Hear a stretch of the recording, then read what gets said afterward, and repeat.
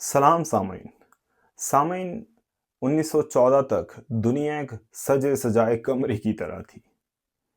मर्दों का काम बाहर की दुनिया संभालना था, यानी फैक्ट्रियां, दफातर, तिजारत वगैरह वगैरह। और औरतों का काम फकत चार दीवारी तक महदूद था, यानी बच्चे पैदा करना, घर संभालना और शौहर की खिदमत करना वगैरह वगैरह। मुआशरा, फ़लसफ़ा, मज़हब सब पुकार पुकार कर कह रहे थे कि यही निज़ाम कुदरत है, यही निज़ाम कुदरत है। मतलब यानी your biology is your destiny. और फिर दुनिया को दो आलमी जंगों का सामना करना पड़ा। इन दो आलमी जंगों ने सिर्फ नक्शे नहीं बदले, बल्कि इंसानी सोच की बुनियादें हिला डाली। जब करोड़ों इंसान लुक़मा अजल बने तो पुराने फ़लसफ़े दम तोड़ने लगे।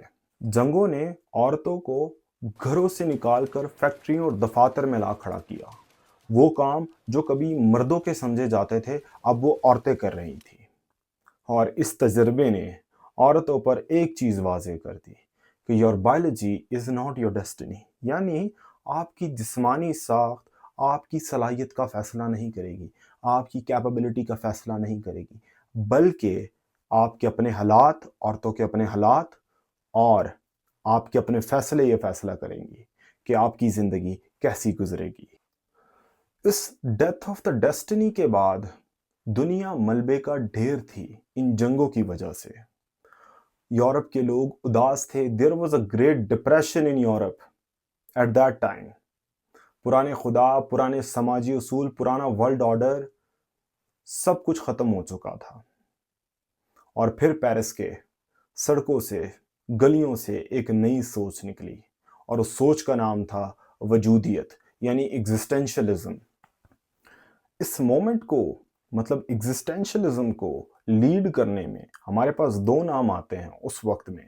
पहला तो है जॉन पॉल सार्ट्रा, जो कि कहते हैं कि there is no pre written map in the universe, no destiny has been handed to you. Wow. उन्होंने पहले ये बताया कि कोई ऐसा केज नहीं है जिसमें आपको बंद किया गया है कुदरत की तरफ से। फिर कहते हैं कि कोई डेस्टिनी नहीं दी गई आपको कुदरत की तरफ से।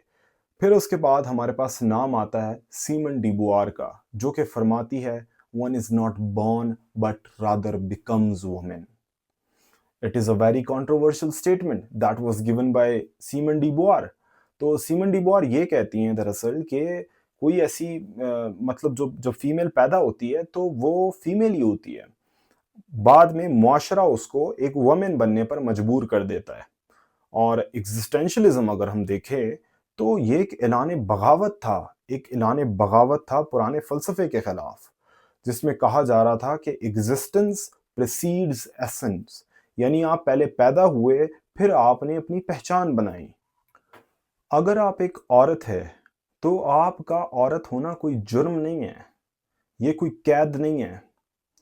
आपने ज़िंदगी में क्या बनना है ये कोई अरस्तू या रोसो तय नहीं करेगा, ये आप खुद तय करेंगे कि आप अपनी कैपेबिलिटीज़ को देखते हुए ज़िंदगी में क्या करना चाहती हैं। आज हम जिस आज़ादी की बात करते हैं या जिस लिबर्टी की बात करते हैं, उसकी कीमत उन दो हौलनाक जंगों ने चुकाई थी। आज समाज हमें यह नहीं कह सकता कि तुम्हारी फितरत ही तुम्हारा मुकद्दर है, बल्कि चाहे मर्द हो या औरत, वेदर ही और she can be the author of his और हर ऑन लाइफ।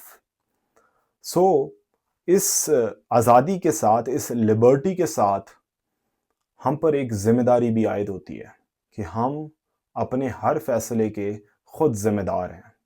बहुत शुक्रिया। आज का सवाल जो कि आपके लिए छोड़ता जा रहा हूँ, क्या आपको लगता है कि ये ज़िंदगी का मकसद पहले से तयशुदा है या आप इसे हर रोज़ खुद तख्लीक कर रहे हैं? कमेंट में अपने राय का इजहार ज़रूर कीजिएगा। Zooming out. Thank you so much for listening.